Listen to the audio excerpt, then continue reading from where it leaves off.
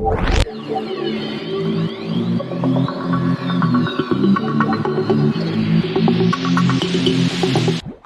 Start होती है shady side town के एक मॉल में, जहाँ पर एक लड़का किसी टीनेज लड़की का मर्डर कर रहा था। मरने से पहले उस लड़की ने पुलिस को कॉल कर दी थी, इसीलिए एक ऑफिसर वहां आता है और उस लड़के को गोली मार देता है। पता चलता है कि शेडी साइड के लिए तो ये बात बहुत ही ज्यादा कॉमन है, क्योंकि हर साल के बाद यहाँ पर एक सीरियल किलर पैदा होता है जो कि लोगों को ऐसे ही मर्डर करता है। और इसी रीजन की वजह से शेडी साइड को यूएस का किलर कैपिटल भी कहा जाता था। यहाँ के लोगों का मानना था कि ये सब कुछ सारा फायर नाम की एक लड़की की वजह से हो रहा है, जिसको 1666 में विच क्राफ्ट करने की वजह से फांसी दे दी गई थी। और अब सबका मानना था कि ये वही है जो कि हर एक को पोजेस करती है कुछ सालों के बाद, और ऐसे ही मर्डर्स होने लगते हैं। मूवी शिफ्ट होती है डीना नाम की एक लड़की पे, जिसकी लाइफ बहुत ज्यादा डिस्टर्बिंग थी। वो बहुत ज्यादा दुखी थी क्योंकि उसकी फ्रेंड यहाँ से जा रही थी और सनीविल नाम की एक जगह पर शिफ्ट हो रही थी। अब यहाँ पर हम उसके भाई को भी देखते हैं और पता चलता है कि उसकी हॉबी है विच हंटिंग,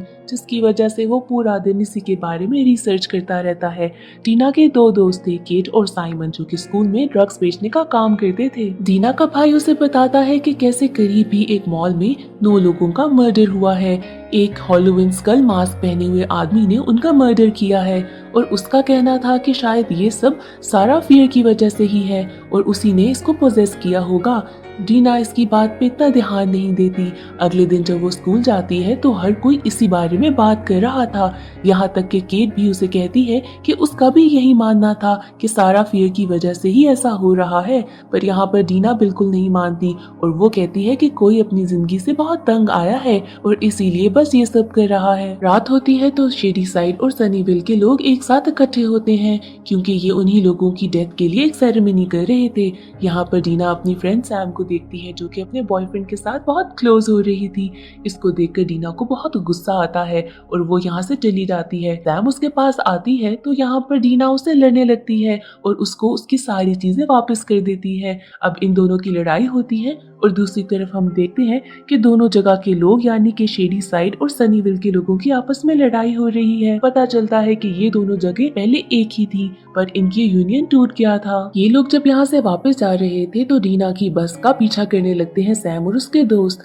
यहाँ पर वो उसकी बस के ऊपर ड्रिंक्स और पानी भी फेंकते हैं। इसको देखकर डीना को बहुत गुस्सा आता है और वो केट से कहती है कि हम भी ऐसा ही करेंगे। ये लोग एक टब में पानी भरते हैं और प्लान करते हैं कि सैम की गाड़ी में पानी फेंकेंगे। अब यहाँ पर अचानक से डीना की नाक से खून निकलने लगता है और यहाँ पर अचानक से वो बकेट सैम की गाड़ी पर जाकर लगती है, जिसकी वजह से उनकी कार का एक्सीडेंट हो जाता है। इन सब लोगों को छोटी छोटी सी चोटें आती हैं। सैम जब गाड़ी से बाहर निकलती है तो उसके नाक से खून निकलने लगता है और इसको यहाँ पर सारा फियर का एक इमेज दिखाई देता है। डीना यहाँ पर सैम के पास आती है और उससे पूछती है कि क्या तुम्हें कुछ नजर आया।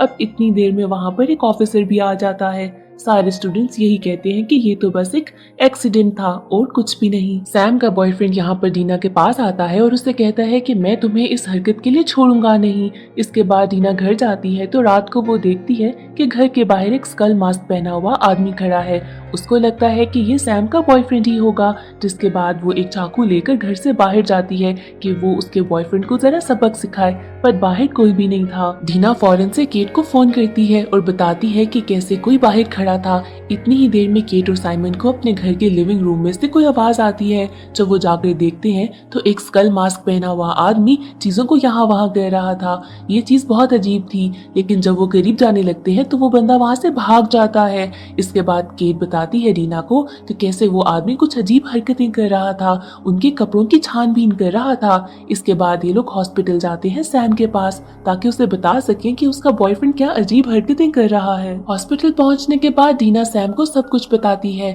पर सैम को तो कोई भी बात पर यकीन नहीं आता। इतनी देर में सैम का बॉयफ्रेंड भी वहां पहुंच जाता है और ये लोग आपस में लड़ने लगते हैं। अब यहाँ पर पीछे एक लड़का आता है जिसने वही स्कल मास्क पहना था और वो सैम के बॉयफ्रेंड को मार देता है। अब यहाँ पर सैम और डीना तो भागने लगते हैं। इतनी ही देर में उसका मास्क थोड़ा सा हट जाता है। डीना उस चेहरे को पहचान लेती है कि वही लड़का था जिसने स्टार्ट में मॉल में उस टीनेज लड़की को मारा था, और यहाँ पर वो जान जाती है क्योंकि उसने कहीं न्यूज में उसकी शक्ल देखी थी। ये लोग भागकर एक पुलिस ऑफिसर के पास जाते हैं और उन्हें पूरी स्टोरी सुनाते हैं। अब जाहिर सी बात है उस ऑफिसर को कैसे इनकी बातों पे यकीन आना था। उन्हें कॉल आती है कि हॉस्पिटल में उनको बुलाया गया है, जिसके बाद ऑफिसर्स तो हॉस्पिटल चले जाते हैं। अब दूसरी तरफ इन लोगों को पता चल जाता है कि कोई भी इनकी बात पे यकीन नहीं करेगा। यहाँ पर डीना एक ऑफिसर की गन छुपा लेती है और यहाँ से जाने लगते हैं। दूसरी तरफ सैम का बॉयफ्रेंड बाहर जाता है तो उसे रोड पर बैठी एक लड़की नजर आती है जो कि एक ब्लेड से अपने हाथ काट रही थी। सैम का बॉयफ्रेंड जब उसके पास जाता है तो वो उस पर अटैक करने लगती है, बट डीना यहाँ पर पहले ही पहुंचकर उसे उस गन से शूट कर देती है। ये इसके बाद तो सारे लोग डीना के घर जाते हैं, जहाँ पर डीना का भाई उसे बताता है कि वो लड़की जिसने सैम के बॉयफ्रेंड पर हमला किया था एक सीरियल किलर है और ये शेडी साइड के सीरियल किलर्स में से ही एक है जिसने 3 साल पहले एक पार्टी में अपने बॉयफ्रेंड और 7 और लोगों का खून किया था। इस सब के बाद उसने खुद को भी मार दिया था। इसके बाद 1978 में एक और सीरियल किलर था जिसने बहुत सारे बच्चों को मारा था। सबसे पहला सीरियल किलर शेडी साइड का 1666 में बना था और इस सब के पीछे सारा फायर का हाथ था जो कि लोगों को पोजेस करती थी और ये सारी बात डीना का भाई इन सबको बता देता है। अब यहाँ पर सैम बताती है कि कैसे जब उसका एक्सीडेंट हुआ था तो उसने सारा फियर की एक इमेज देखी थी, जिसके बाद ये सारे लोग उसी जगह जाते हैं जहाँ पर इन लोगों का एक्सीडेंट हुआ था। बहुत तलाशी लेने के बाद इस जगह की यहाँ पर इन्हें सारा फियर की कब्र मिलती है, यानी कि उसका ग्रेव। यहाँ पर अचानक से एक सीरियल किलर आता है जो कि सैम को मारने की कोशिश करता है।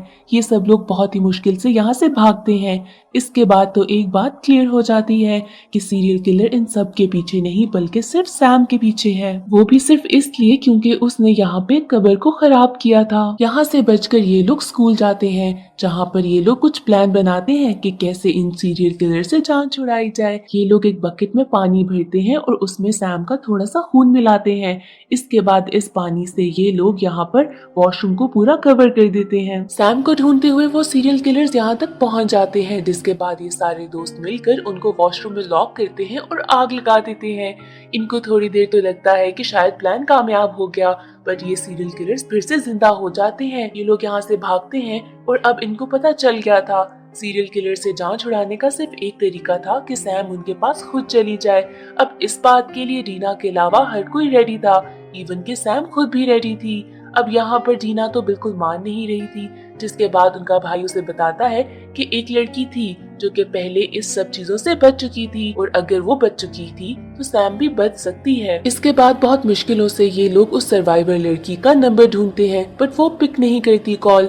जिसके बाद सैम एक आर्टिकल में पढ़ती है कुछ और बताती है कि कैसे वो लड़की तो मर चुकी थी लेकिन फिर जिंदा हो गई थी, यानी कि उसकी हार्ट बीट कुछ देर के लिए रुक गई थी और उसके बाद फिर से वो जिंदा हुई थी। अब यही प्लान था जो सैम को भी फॉलो करना था। जिसके बाद ये सब लोग एक स्टोर में जाते हैं। साइमन यहाँ पर कुछ मेडिसिन निकालता है और बताता है कि कैसे कुछ अर्सा पहले ओवरडोज की वजह से उसका भाई हॉस्पिटल चला गया था, मरते मरते बच गया। इसके बाद केट उन मेडिसिन को अलग अलग ग्रुप में डिवाइड करती है और बताती है कि पहली कुछ मेडिसिन लेने से तुम्हें कुछ हल्का हल्का सा दर्द होगा, सेकेंड डोज लेने के बाद तुम्हारी तबीयत खराब हो जाएगी। केट साथ ये भी बताती है कि अगर थर्ड और सेकेंड डोज के बीच में 5 मिनट्स का गैप ना आया तो यहाँ पर तो इनकी कहानी खत्म हो जाएगी। अब ऐसा ही होता है और सैम मेडिसिन लेना स्टार्ट कर देती है। इतनी ही देर में वहाँ पर सीरियल किलर्स भी पहुँच जाते हैं, जिसके बाद पहले तो वो केट को मार देते हैं और सेकंड वो साइमन को भी मार देते हैं। अब थर्ड बारी थी डीना के भाई की। मेडिसिन लेने की वजह से सैम की तबीयत बहुत खराब हो रही थी। अब डीना यहाँ पर उसका मुंह पानी में डालती है ताकि उसकी सांस रुक जाए और यहाँ पर ऐसे ही जैसे उसकी सांस रुकती है सारे सीरियल किलर्स गायब हो जाते हैं। इसके बाद ये लोग डीना के घर जाते हैं जहाँ पर उनको उस सर्वाइवर की कॉल आती है। वो लड़की इनको बताती है कि कैसे ये सब कुछ कभी भी खत्म नहीं होगा और सारा इनको कभी भी पीछा नहीं छोड़ेगी, क्योंकि वो अपनी मर्जी से लोगों को चूज करती है और अपनी मर्जी से ही उनकी जान छोड़ती है। इसके बाद एक वॉल नजर आती है जिसपे सारे सीरियल किलर्स के नाम लगे थे और एंड में यहाँ पर सैम का नाम भी था। यहाँ पर अचानक से सैम आती है और वो डीना के ऊपर हमला करती है। बहुत ही मुश्किलों से डीना उसको बांध देती है, जिसके बाद वो अपने भाई को जाकर बताती है कि सैम पोजेस हो चुकी है। दूसरी तरफ हम देखते हैं कि एक ऑफिसर जाता है उसी सर्वाइवर के घर में, जहाँ पर वो एक नोट छोड़ता है और उस पे लिखा था कि ये सब कुछ दोबारा से शुरू हो गया है। वो सर्वाइवर लड़की हर चीज को लॉक लगाने लगती है। इतनी ही देर में डीना और उसका भाई वहां पर पहुंच जाते हैं और उस सर्वाइवर से कहते हैं कि हमें तुम्हारी हेल्प की जरूरत है। इसके बाद ये लोग सैम को एक वॉशरूम में बंद कर देते हैं और ये सर्वाइवर लड़की जिसका नाम सी बर्मन था वो बताती है कि कैसे 1978 में वो लोग एक कैंप पर गए थे जहाँ पर एक हफ्ते के अंदर ही उसकी बहन की डेथ हो गई थी। इसके साथ ही सीन शिफ्ट होता है 1978 में। यहाँ पर एक कैंप साइट थी जहाँ पर बहुत सारे स्टूडेंट्स थे। जिगी नाम की एक लड़की को कुछ लोग बुली कर रहे थे। एक लड़की ने उसे एक दरख्त से लटका दिया था। ये वही दरख्त था जिसके नीचे सारा फियर की लाश भी थी। ये लड़की जिगी के हाथ को जला रही थी। अब इतनी ही देर में वहाँ के कुछ और स्टूडेंट्स आते हैं और उसे मना करते हैं कि ऐसा मत करो। इसके बाद वो बताती है कि जिगी ने मेरे पैसे चुराए हैं। अब ये तो सिर्फ एक इल्जाम था। जिगी बताती है कि मैंने ऐसा कुछ भी नहीं किया। जिसके बाद यहाँ पर दूसरे स्टूडेंट्स कहते हैं कि हम इसकी पेरेंट्स को कॉल करेंगे, बट अगर हमने कॉल की तो इसका जला हुआ हाथ देखकर हमारी अपनी कंप्लेन हो जाएगी, तो हमें ऐसा नहीं करना चाहिए। जिसके बाद उसे वो दरख्त से नीचे उतार देते हैं। एक टीचर आकर सिंडी को, जो कि जिगी की बहन थी, उसको कंप्लेन करता है कि तुम दोनों को कैंप से निकाल दिया जाएगा, जिगी को संभालो क्योंकि उसने चोरी की है। दूसरी तरफ जिगी जाती है नर्स के कैबिन में जहाँ पर उसको एक बुक नजर आती है जिसपे कुछ अजीब से विच सिंबल्स थे। वहाँ पर साथ ही एक लड़की की पिक्चर भी थी और ये शेडी साइड के सीरियल किलर्स में से एक लड़की थी। सिंडी जिगी के पास आती है और उसे कहती है कि तुम्हारी वजह से हम दोनों कैंप से बाहर निकाले जाएंगे, तुम्हें संभल कर रहना होगा। इसके बाद सिंडी अपने बॉयफ्रेंड के साथ वहाँ की किचन की सफाई कर रही थी।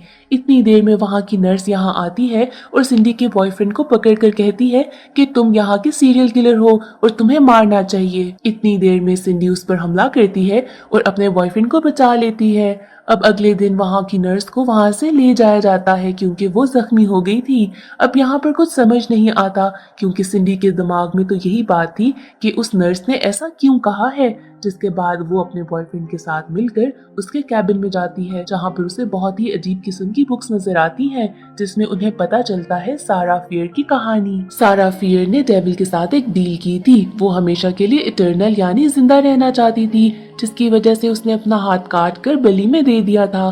जिसके बाद से ये सारा का सारा लैंड कर्स हो गया था। ये दोनों अब यहाँ पर ये चीजें पढ़ ही रहे थे कि सिंडी के दोस्त यहाँ आ जाते हैं और बुक छीनकर पढ़ने लगते हैं। उस बुक में लिखा था कि अगर इस कर्ज को खत्म करना है तो सारा फियर का हाथ उसकी बॉडी के साथ दोबारा जोड़ना होगा। इसके साथ ही वहाँ पर एक मैप भी था और वो एरिया था इस कैंप साइट का ही। उस मैप पर एक एक्स का निशान भी था। अब इसके बाद ये सब लोग वहाँ पर जाते हैं और वहाँ पर उन्हें एक टनल भी मिलता है जिसके अंदर जाने के बाद वहाँ पर एक विच क्राफ्ट का साइन भी था और साथ ही एक दीवार भी थी जिस पर शेडी साइड के सारे सीरियल किलर्स के नाम लिखे थे और सबसे लास्ट में था सिंडी के बॉयफ्रेंड का नाम। इसके साथ ही सिंडी और सिंडी के दोस्तों को समझ आ जाती है कि वो नर्स उसका हाथ ढूंढना चाहती थी। जिसके बाद उसने वॉल पे देख लिया था सिंडी के बॉयफ्रेंड का नाम और इसी वजह से वो उसके बॉयफ्रेंड को भी मारना चाहती थी।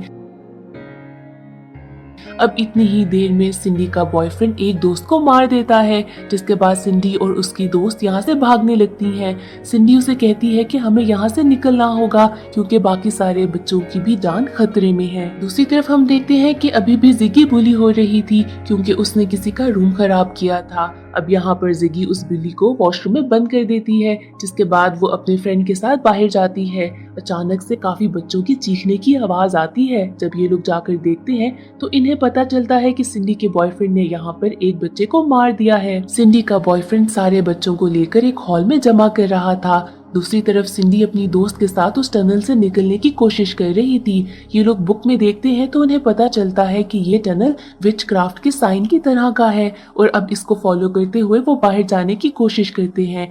अचानक से उनको कुछ अजीब सी आवाज आती है और वो देखते हैं कि वहाँ जमीन पर कुछ अजीब सी चीज पड़ी है जो कि एक दिल की तरह धड़क रही है। सिंडी की फ्रेंड का हाथ गलती से इस धड़कते हुए दिल को लग जाता है। जिसके बाद उसे अचानक से बहुत सारे फ्लैशबैक्स आते हैं और वो सारे थे शेडी साइड के सीरियल किलर्स के। जिसके बाद वो बहुत ज्यादा घबराती है और यहाँ वहाँ भागने लग जाती है और ऐसे ही उसका पाँव टूट जाता है। इसके बाद वो सिंडी से कहती है कि तुम्हें यहाँ से चले जाना होगा, किसी भी तरीके से खुद को बचा लो। ये लोग थोड़ा यहाँ वहाँ चलते हैं तो उन्हें अजीब सी स्मेल आती है और सिंडी समझ जाती है कि वो लोग कैंप के वॉशरूम के पास हैं। अब यहाँ पर दूसरी तरफ जिगी को याद आता है कि उसने अभी भी बुली को वॉशरूम में बंद किया है और उसे जाकर निकाल देना चाहिए। जब वो वॉशरूम में जाती है तो उसे सिंडी की चिल्लाने की आवाज आती है और यहाँ पर वो मदद करके सिंडी को निकालने की कोशिश करती है। इससे पहले कि जिगी सिंडी को बाहर निकालती, वहाँ पर सिंडी का बॉयफ्रेंड यानी कि सीरियल किलर आ जाता है जो कि पोजेस था। यहाँ पर जिगी भागती है और अपने फ्रेंड के साथ जाकर छुप जाती है। दूसरी तरफ सिंडी अभी भी टनल में फंसी हुई थी। उसकी फ्रेंड बुक को पढ़ती है तो बताती है कि एक और रास्ता भी है जो कि कैंप के हॉल में खुलता है और तुम्हें अब वहाँ पे चले जाना चाहिए। यहाँ पर सिंडी अपनी दोस्त को छोड़कर चली जाती है। अब अचानक से उसकी दोस्त के नाक में से खून निकलने लगता है। वो बुक पढ़ती है तो उसे पता चलता है कि नाक में से खून निकलने का मतलब ये है कि सारा फियर की स्पिरिट कहीं आसपास ही है। इससे वो अंदाजा लगाती है कि शायद उसका कटा हुआ हाथ कहीं यहीं पर होगा और वो उस कटे हुए हाथ को ढूंढने लगती है। दूसरी तरफ हम देखते हैं कि जिगी और उसके दोस्त के पास पहुंच चुका है यहाँ का सीरियल किलर और वो उनको मारने वाला है। जिगी भागती है हॉल की तरफ जहाँ पर अब सिंडी भी पहुंच चुकी थी। इससे पहले कि यहाँ का सीरियल किलर मारता जिगी को, सिंडी अपने बॉयफ्रेंड को मारकर यहाँ पर काम खत्म कर देती है। सिंडी अपनी बहन को जिंदा देखकर खुश होती है काफी और इतनी देर में उसकी फ्रेंड भी टनल से बाहर आ जाती है। वो बताती है कि उसे सारा फियर का हाथ मिल गया है, अब बस उन्हें उसकी बॉडी के साथ जोड़ना होगा। यहाँ पर वो उसकी बॉडी को ढूंढने के लिए बुक पढ़ ही रहे थे कि जिगी के नाक में से खून निकलने लगता है। उसे सारा फियर की एक इमेज नजर आती है। जिगी बताती है कि सारा फियर बहुत ही ज्यादा गुस्से में है और इसके साथ ही टनल में से जितने भी सीरियल किलर्स मर चुके थे सारे जिंदा होकर बाहर निकलने लगते हैं। इसके साथ ही सिंडी का बॉयफ्रेंड जो कि मर चुका था वो भी जिंदा हो जाता है और यहाँ पर सिंडी की फ्रेंड को मार देता है। अब इसके बाद सिंडी उसको दोबारा से मार देती है, जिसके बाद वो जिगी के साथ जाकर उसी दरख्त के नीचे खुदाई करने लगती है ताकि सारा फियर की बॉडी को निकाला जा सके और वो हाथ उसके साथ दोबारा से जोड़ा जा सके। यहाँ पर सारा फियर की लाश नहीं थी बल्कि एक पत्थर था जिसके ऊपर लिखा था कि विच हमेशा तो जिंदा रहती है। यहाँ पर सारे सीरियल किलर्स आ जाते हैं, जिसके बाद सिंडी जिगी को कहती है कि तुम्हें यहाँ से भाग जाना चाहिए क्योंकि अगला नंबर मेरा है, ये लोग मुझे मारना चाहते हैं। यहाँ पर अब सारे सीरियल किलर्स इन दोनों को मार देते हैं। जिगी का फ्रेंड यहाँ पर आता है और उसे सीपीआर देता है, जिसके बाद जिगी जिंदा हो जाती है। इसका मतलब ये है कि जिगी ही सीबरमन थी और उसने अपनी बहन की डेथ की स्टोरी बहुत सारे लोगों को सुनाई थी, बट किसी ने भी उसकी स्टोरी पर यकीन नहीं किया था।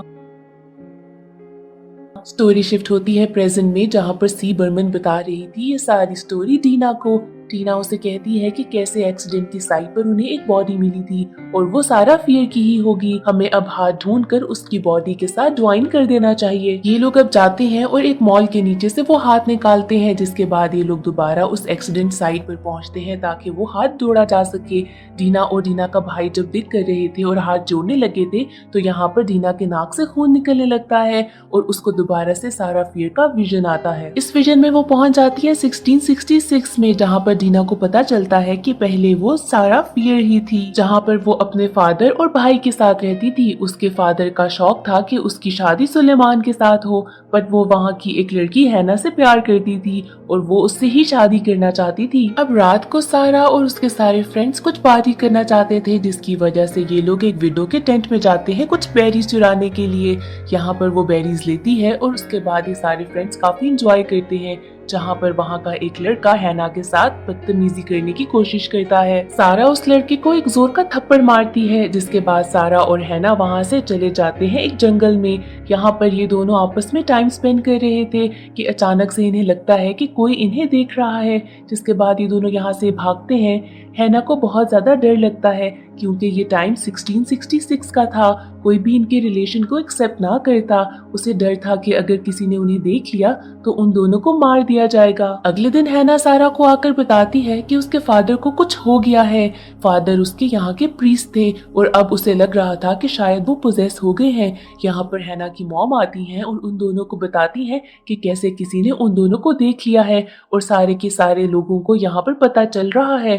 अब सारा जब अपने घर जाती है तो वो देखती है कि वहाँ का सारा खाना सड़ रहा है। जब वो बाहर जाकर देखती है तो उसके पेट पिग्स ने अपने बच्चों को मार दिया था। सारा को लगता है कि जैसे पूरे विलेज में बहुत अजीब सा कोई कर्स आ गया है। यहाँ पर सुलेमान, वही लड़का जिससे सारा के फादर चाहते थे कि सारा की शादी हो, यहाँ पर सारा से मिलने आता है। सारा उसे सारा सच बता देती है कि कैसे वो और हैना सिर्फ दोस्त नहीं बल्कि कुछ ज्यादा है, और कैसे उसे लगता है कि शायद उन्होंने डेविल को जगा दिया है और हर तरफ कुछ अजीब सा कर्स आ गया है। सुलेमान सारा को बताता है कि ऐसा कुछ भी नहीं हो सकता। ये दोनों बातें कर रहे थे कि अचानक से लोगों की चीखने की आवाज आती है। ये लोग जब जाते हैं तो देखते हैं कि कैसे उस प्रीस्ट ने यहाँ पर बच्चों को एक जगह पर कैद कर लिया था और यहाँ पर उन सारे बच्चों को मार दिया था, उनकी आंखें निकाल दी थी।